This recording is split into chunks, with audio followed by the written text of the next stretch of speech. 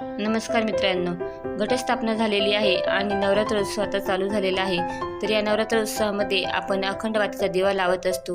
तर ती अखंड वात कशी बनवायची आणि दिवा कसा लावायचा, तसेच नवरात्र उत्सवामध्ये आपण दुर्गा सप्तशतीचे पाठही करत असतो। तर ते पाठ कसे करायचे हे आपण पाहणार आहोत। सर्वप्रथम आपण अखंड वात कशी बनवायची ते पाहूया। थोडासा मी कापूस घेतलेला आहे, तो असा पसरून घ्यायचा आहे आणि जशी आपण वात वळतो तशीच त्याची वात वळून घ्यायची। सर्वप्रथम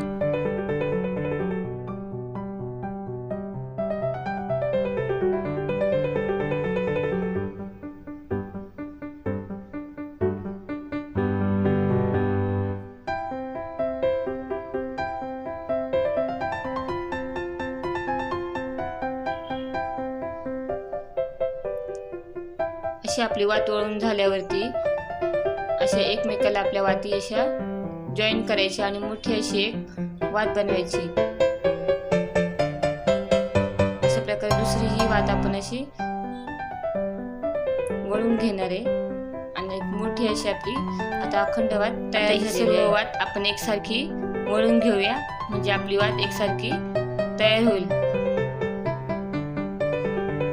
पाहू शकता आपली वात आता तयार झालेली आहे। आपली आता अखंड वात तयार झालेली आहे, ती आता आपण दिव्यामध्ये लावून घेतलेली आहे आणि बाकीची वात पूर्णपणे आपण दिव्यामध्ये अशी गोल करून ठेवून देणार आहे। म्हणजे आता आपला अखंड वातीचा दिवा आता तयार झालेला आहे। हा अखंड दिवा आपला तयार झालेला आहे। तसेच आपण फुल वात बनवून घेऊया। ही झाली आपली एक फुल वात।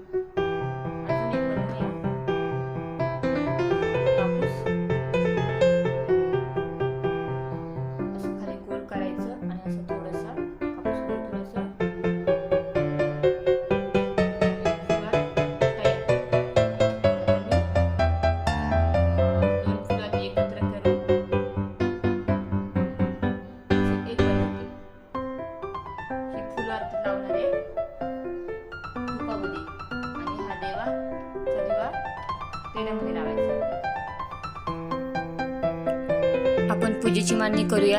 मी चौरंग घेतलेला आहे आणि चौरंगावर देवीचा आता फोटो ठेवलेला आहे। त्यात आपण देवीचा कलश करणार आहे मी।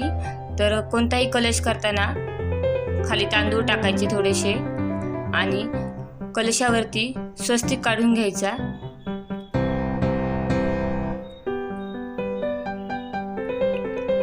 कलशावरती स्वस्तिक काढून झाला की हळदी कुंकवाची अशी बोटे कलशाभोवती काढून घ्यायचे।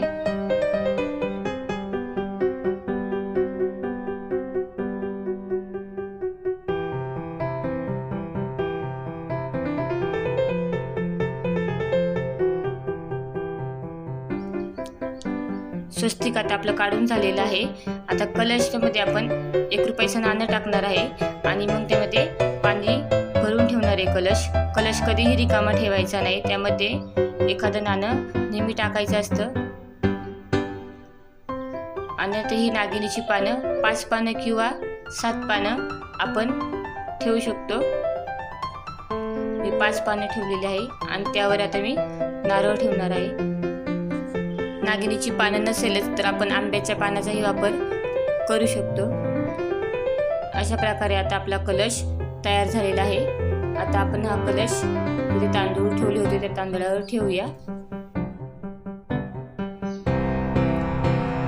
त्या कलशाला आता मी मंगळसूत्र घातलेलं आहे। आपण जसं गुरुवारच्या लक्ष्मी व्रतासाठी आपण कलश सजवतो तशा प्रकारेही सजवू शकतो। या नवरात्रोत्सवामध्ये मी दुर्गा सप्तशतीचे पाठ करणार आहे, त्यामुळे मी दुर्गा सप्तशतीचे पुस्तक पूजेसाठी ठेवलेलं आहे। आणि हे आपण अखंड वातीचा दिवा केलेला आहे, तोही मी इथे ठेवते। आणि एक तुपवातीचा दिवा आणि देवीसाठी जी ओटी आणलेली आहे ती मी कलशापुढे ठेवून घ्यायची आहे।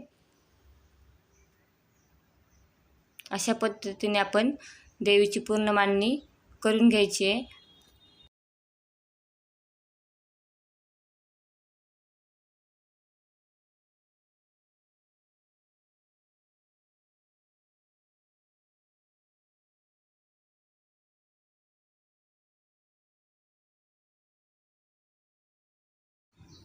अशा प्रकारे देवीच्या पूजेची आता आपली पूर्ण मांडणी झालेली आहे. तर नवरात्रीमध्ये दुर्गा सप्तशक्तीचे पारायण कसे करायचे ते पाहूया. तर दुर्गा सप्तशक्तीचे पारायण 3 प्रकारे करता येते. 1 दिवसाचे पारायण, 3 दिवसाचे आणि 9 दिवसाचे पारायण करता येते. तर नवरात्र असल्यामुळे मी 9 दिवसाचे पारायण कसे करते ते मी तुम्हाला सांगते. पहिल्या दिवशी देवी कवच, अग्रला स्तोत्र, किलक स्तोत्र, वेदोक्त रात्री सूक्त, तंत्रोक्त रात्री सूक्त आणि देवी अथर्वशीर्ष स्तोत्रांचे वाचन करायचे. दुसऱ्या दिवशी दुर्गा सप्तशक्तीच्या पहिल्या अध्यायाचे वाचन करायचे. तिसऱ्या दिवशी दुर्गा सप्तशक्तीच्या दुसऱ्या, तिसऱ्या आणि चौथ्या अध्यायाचे वाचन करायचे. चौथ्या दिवशी दुर्गा सप्तशक्तीच्या 5व्या आणि 6व्या अध्यायाचे वाचन करायचे.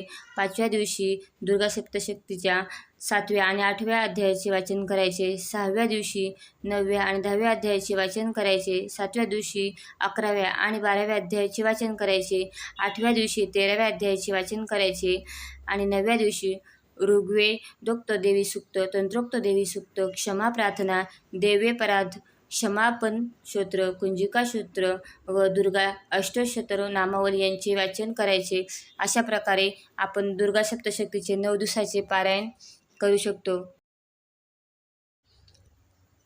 हे दुर्गा सप्तशक्तीचे पारायण करत असताना अध्याय वाचन झाल्यानंतर सकाळी आणि संध्याकाळी आपण देवीची आरती करायची आणि पारायण संपूर्ण वाचन झाल्यानंतर आपण देवीसाठी गोडाचा नैवेद्यही बनवायचा.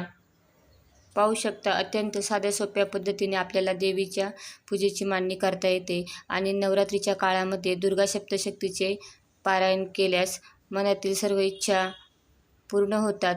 आणि दुर्गा सप्तशक्तीचे पारायण करत असताना कोणताही एखादा संकल्प मनात धरून जर पारायण केले तो संकल्प नक्कीच पूर्ण होतो.